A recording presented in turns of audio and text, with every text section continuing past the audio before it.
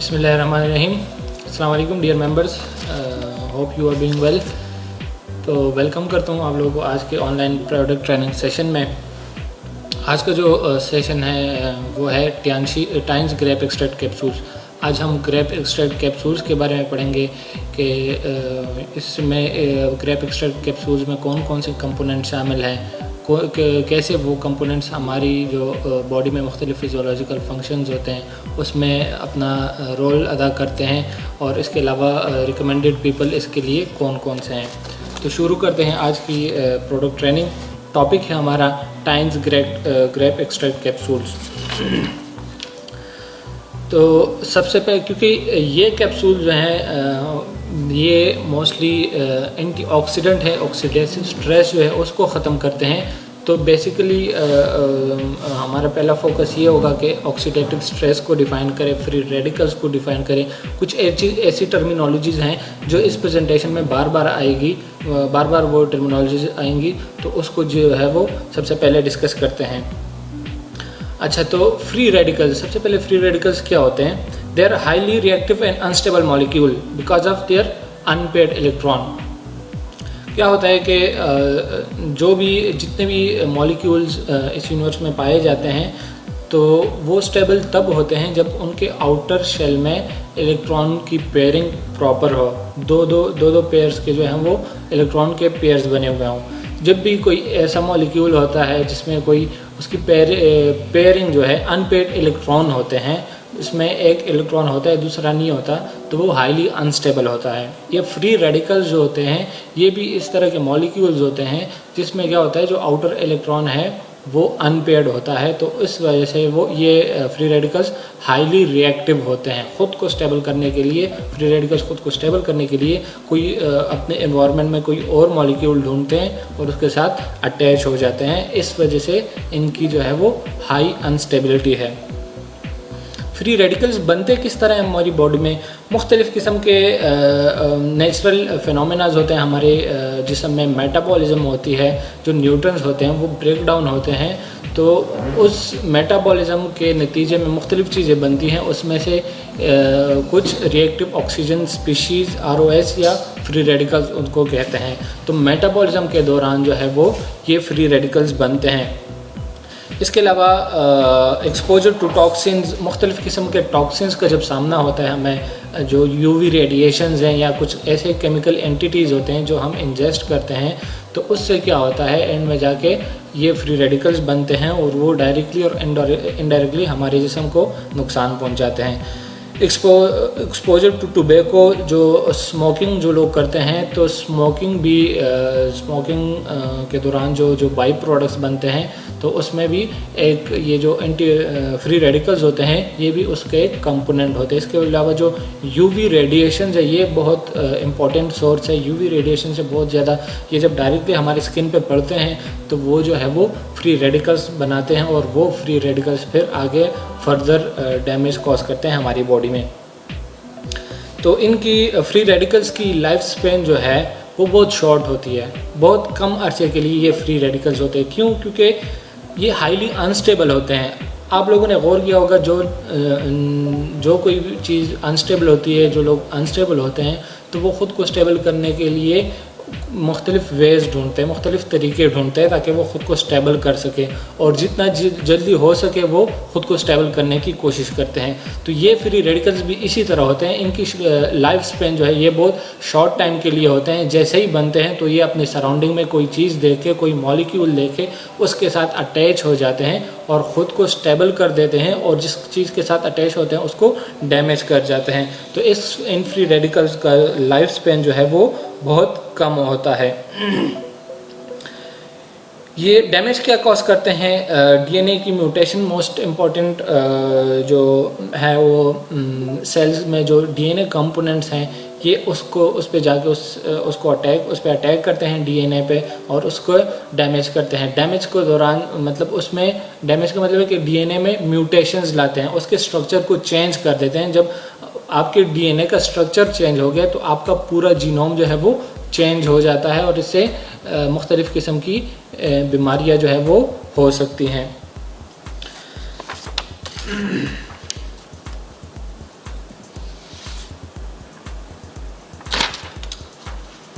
अब आते हैं टाइम्स ग्रेप एक्सट्रैक्ट कैप्सूल्स की थोड़ी डिटेल में कि इसमें कंपोनेंट्स कौन कौन से हैं। इसके अलावा ऑक्सीडेटिव स्ट्रेस पे बात करेंगे। Anti ageing magic weapon protect the health of heart and brain blood vessels. ये क्या करता है, जो टियानशी ग्रेप एक्सट्रैक्ट कैप्सूल्स हैं, इसमें जो कंपोजिशन है, इसमें जो केमिकल्स होते हैं, तो वो कंपोजिशन, वो कंपोनेंट्स क्या करते हैं, जितने भी हमारी बॉडी में फ्री रेडिकल्स हैं उसको न्यूट्रलाइज करते हैं। ये बेसिकली एक एंटीऑक्सीडेंट का किरदार अदा करते हैं। तो इसकी कंपोजिशन में जो है ग्रेप एक्सट्रैक्ट की कैप्सूल्स में कौन कौन से कंपोनेंट्स पाए जाते हैं, इसमें फ्लेवोनॉइड्स होते हैं, कार्टिनॉइड्स होते हैं, इसके अलावा फिनोलिक एसिड्स होते हैं, टैनिन्स होती हैं एंड स्टिलबिन्स होती हैं। ये उसकी कंपोजिशन है, ये वो क्लासेस हैं जिस क्लासेस के प्रोडक्ट्स है वो इस ग्रेप एक्सट्रैक्ट कैप्सूल में पाए जाते हैं। इसके अलावा जो मेन पॉलीफिनोल्स इसमें पाए जाते हैं वो है कैटेचिन्स, एपिकैटेचिन्स,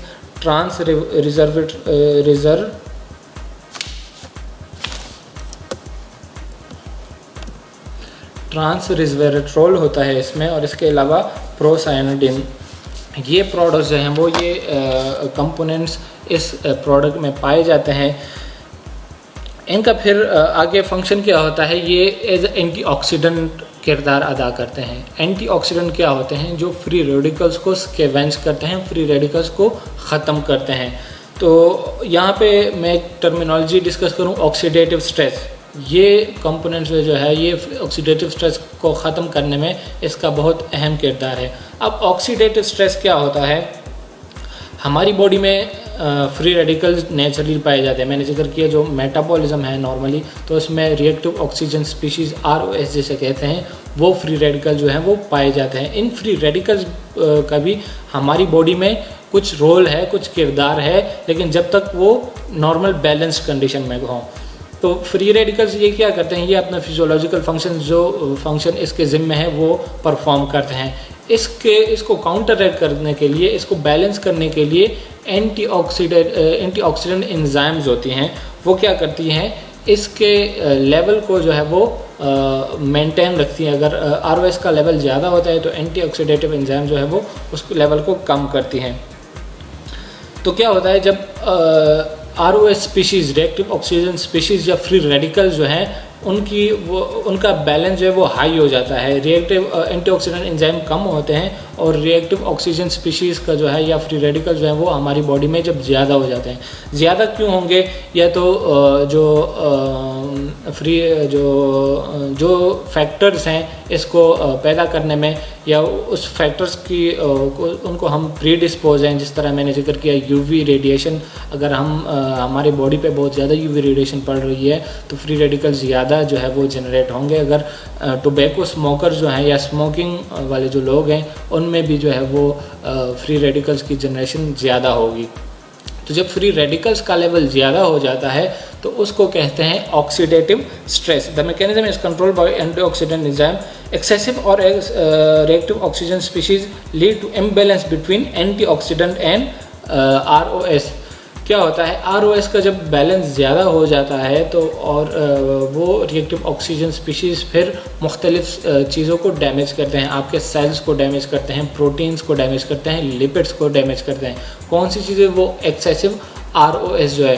तो इस तरह ऑक्सीडेटिव स्ट्रेस में क्या होता है कि आपके जो फ्री रेडिकल्स हैं, जो रिएक्टिव ऑक्सीजन स्पीशीज़ हैं, उनका लेवल ज़्यादा हो जाता है, एंटीऑक्सीडेंट एंजाइम का लेवल जो है वो कम होता है, इसके बीच में इम्बैलेंस आती है। उस इम्बैलेंस की वजह से मुख्तलिफ ये जो ROS स्पीशीज़ हैं ये आपके जिस्म के मुख्तलिफ कंपोनेंट्स पे अटैक करते हैं, प्रोटीन्स को डिग्रेड करते हैं, DNA में म्यूटेशंस वो कॉज करते हैं। इसके अलावा लिपिड्स को डिग्रेड करते हैं, आपके जो वेस्कुलेचर है, जो ब्लड वेसल्स हैं, उसको जाके डैमेज करते हैं।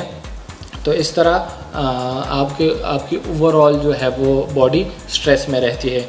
कंडीशंस जो ऑक्सीडेटिव स्ट्रेस की वजह से हो सकती है वो कौन कौन सी है। कैंसर एक बहुत इम्पॉर्टेंट है, जिससे ROS के लिए reactive oxygen species cancer cause कर सकते हैं। इसके अलावा टाइप 2 डायबिटीज़ भी जो है वो एक्सेसिव ROS या ऑक्सीडेटिव स्ट्रेस की वजह से हो सकती हैं। पल्मोनरी एंड कार्डियोवैस्कुलर डिजीज़ इसकी वजह से हो सकते हैं। डीजनरेटिव इलनेस एंड एजिंग जो है वो इस ऑक्सीडेटिव स्ट्रेस की वजह से हो सकता है। अब ऑक्सीडेटिव स्ट्रेस को कवर अप करने के लिए कौन सी चीज़ें होती हैं, तो ऐसे वो सारे वो मॉलिक्यूल, सारे वो कंपोनेंट्स जो ऑक्सीडेटिव स्ट्रेस को ख़त्म करते हैं, जो फ्री रेडिकल्स को स्कैवेंज करते हैं, जो फ्री रेडिकल्स को ख़त्म करते हैं, तो दैट आर कॉल्ड एंटीऑक्सीडेंट्स। अब ये टाइम्स ग्रेप एक्सट्रैक्ट कैप्सूल्स भी अ टाइप ऑफ एंटीऑक्सीडेंट है। ये क्या करता है, एंटीऑक्सीडेंट एंजाइम्स की एक्टिविटी को प्रमोट करता है और फ्री रेडिकल्स के लेवल को कम करता है। जब फ्री रेडिकल्स का लेवल कम होगा तो आपकी बॉडी जो है वो ऑक्सीडेटिव स्ट्रेस में नहीं रहेगी और इस तरह आपकी जो ओवरऑल होम्योस्टेसिस है वो जो है वो मेंटेन रहेगी।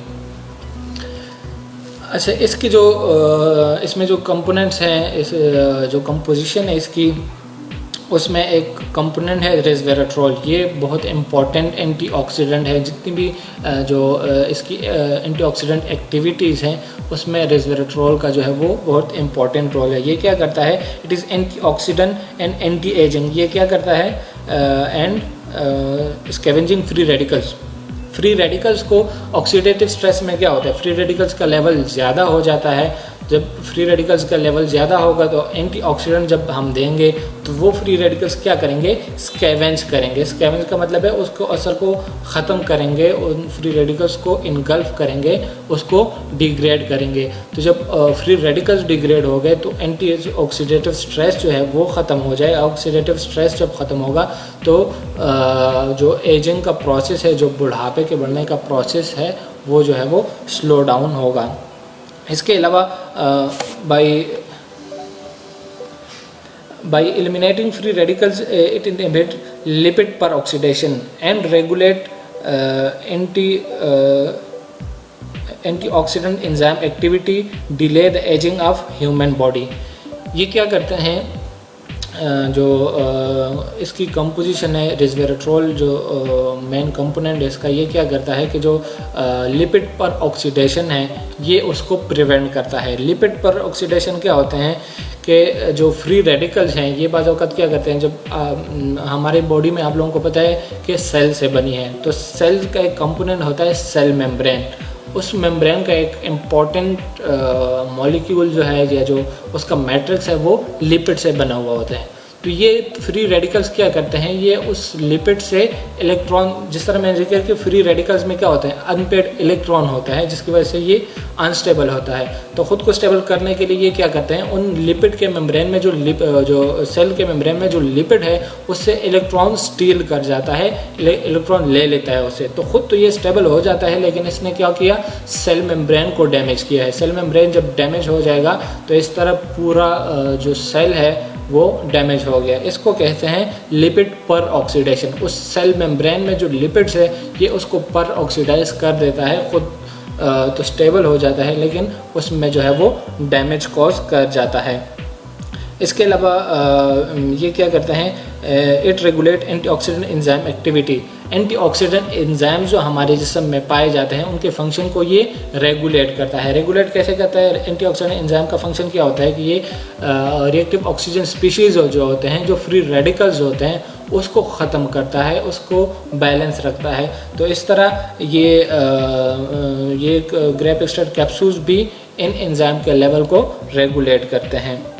And delay the ageing of human body, और हमारे जिस्म में जो एजिंग का प्रोसेस है उसको डिले करते हैं। क्यों? क्योंकि ऑक्सीडेटिव, जब हमारी बॉडी ऑक्सीडेटिव स्ट्रेस में होती है तो ये जो फ्री रेडिकल्स होते हैं वो आपके मुख्तलिफ ऑर्गन्स को डैमेज करते हैं और आहिस्ता आहिस्ता उसको वीक करते जाते हैं। तो जब आपके एजिंग प्रोसेस में क्या होता है कि आपके सारे ऑर्गन्स जो है वो आहिस्ता आहिस्ता कमज़ोर होने शुरू हो जाते हैं। तो ये जब रिएक्टिव ऑक्सीजन स्पीशीज़ या फ्री रेडिकल्स आपके जिस्म में नहीं होंगे तो आप में जो एजिंग का प्रोसेस है वो भी स्लो डाउन होगा। इसके अलावा maintain beauty and keep young. Free radicals क्या करते हैं, ये आपकी ब्यूटी को मेंटेन रखते हैं, आपका जो खूबसूरती है उसको बरकरार रखते हैं। कैसे? ऑक्सीडेटिव स्ट्रेस में जब होती है बॉडी, जब फ्री रेडिकल्स ज़्यादा होते हैं हमारे जिस्म में, तो वो क्या करते हैं, आपके मुख्तलिफ जो स्किन के जो सेल्स हैं, जो स्किन में प्रोटीन्स पाए जाते हैं, जो कोलेजन होती है, जो इसमें इंपॉर्टेंट जो लिपिड्स होते हैं, उसको डैमेज करते हैं। सेल किस तरह डैमेज करते हैं? लिपिड पर ऑक्सीडेशन में हमने डिस्कस किया कि जो सेल का जो आउटर मेम्ब्रेन होता है उसमें जो लिपिड मॉलिक्यूल होते हैं, तो ये फ्री रेडिकल्स उस लिपिड मॉलिक्यूल से इलेक्ट्रॉन ले लेते हैं और क्या कर जाते हैं, उन लिपिड की पर ऑक्सीडेशन कर जाते हैं, तो वो सेल क्या होता है, डैमेज हो जाता है। इसके अलावा ये फ्री रेडिकल्स आपके जिस्म में जो स्किन में जो प्रोटीन्स पाए जाते हैं, जो कोलेजन पाई जाती है, उस पर जाके अटैक करते हैं और उसको ख़त्म करते हैं। जब कोलेजन का लेवल आप में कम होगा, जब कोलेजन डिग्रेड हो जाएगा, तो आपकी स्किन में वो इलास्टिसिटी और वो चमक जो है वो नहीं रहती। तो ये क्या करता है, इनडायरेक्टली हमारी ब्यूटी को जो ग्रेप एक्सट्रैक्ट कैप्सूल्स हैं, ये ऑक्सीडेटिव स्ट्रेस को कम करते हैं, ऑक्सीडेटिव स्ट्रेस को ख़त्म करते हैं, फ्री रेडिकल्स को स्कैवेंज करते हैं और रिज़ल्ट में हमें जो ब्यूटीफाइड स्किन है या जो हमारी जल्द है वो खूबसूरत रहती है और उसमें ऑक्सीडेटिव स्ट्रेस नहीं होती। इसके अलावा keep the cell young and healthy, जो हमारे सेल्स हैं उसको डैमेज होने से रोकते हैं और उनको एक्टिव रखते हैं। इसके अलावा जो ये क्या काम करते हैं, prevent atherosclerosis, reduce the blood viscosity, prevent disease of blood vessels. ये टियांसी ग्रेप एक्सट्रैक्ट कैप्सूल्स क्या करते हैं, प्रिवेंट एथेरोस्क्लेरोसिस, एथेरोस्क्लेरोसिस को प्रिवेंट करते हैं। ये एथेरोस्क्लेरोसिस एक बीमारी है, जिस तरह मैंने जिक्र किया था कि रिएक्टिव ऑक्सीजन स्पीशीज़ जो हैं या फ्री रेडिकल जो हैं वो क्या करते हैं, वो हमारे जो मुख्तलिफ कार्डियोवैस्कुलर या पल्मोनरी डिजीज़ हैं वो कॉज करते हैं। तो एथेरोस्क्लेरोसिस एक कार्डियोवैस्कुलर डिजीज़ है। इसमें क्या होता है कि जो ब्लड वेसल्स हैं, जो खून, जिन लोगों में खून दौड़ता है, तो उनमें डिपोजिशन हो जाती है। जो डैमेज लिपिड है, ये क्या करता है, लिपिड को डैमेज करता है, लिपिड की पर ऑक्सीडेशन कॉज करता है। तो जब लिपिड्स पर ऑक्सीडाइज हो गए हैं तो वो क्या होते हैं, अक्यूमुलेट होते हैं, जमा हो जाते हैं हमारे ब्लड वेसल्स में। तो हमारे ब्लड वेसल में जब एक पाइप जा रही है, ठीक है, उसमें कोई चीज़ जम गई है, तो उस पाइप की थिकनेस जो है वो कम हो जाती है। उसमें अगर पानी में वो पाइप जो है पानी के फ़्लो के लिए है, तो उस पाइप में पानी की वो फ़्लो मेंटेन नहीं रहती। इसी तरह एथेरोस्क्लेरोसिस में भी होता है, जो ब्लड वेसल्स हैं, जो खून की रगें हैं, उसमें लिपिड डिपॉजिट हो जाता है। जो डैमेज्ड लिपिड है, जो पर ऑक्सीडाइज्ड लिपिड है, वो वहाँ पे डिपॉजिट हो जाता है, वो वहाँ पे जम जाता है। तो उन ब्लड वेसल्स में फिर ब्लड फ्लो जो है वो खून का बहाव जो है वो उस तरह नहीं होता और इस तरह मुख्तलिफ कार्डियोवैस्कुलर डिजीज़ जो है वो जन्म लेती हैं। तो ये कैप्सूल्स क्या करते हैं, ये आपके एथेरोस्क्लेरोसिस को प्रिवेंट करते हैं। ये लिपिड की पर ऑक्सीडेशन को प्रिवेंट करते हैं। जब लिपिड की पर ऑक्सीडेशन नहीं हो रही, लिपिड आपका डैमेज नहीं हो रहा, तो वो अक्यूमुलेट भी नहीं होगा और वो ब्लड के साथ साथ जो है वो फ्लो करता जाएगा और आपके जो वेसल्स हैं उसकी जो डायमीटर है वो पहले की तरह नॉर्मल रहेगी और खून जो है उसमें प्रॉपर फ्लो होगा।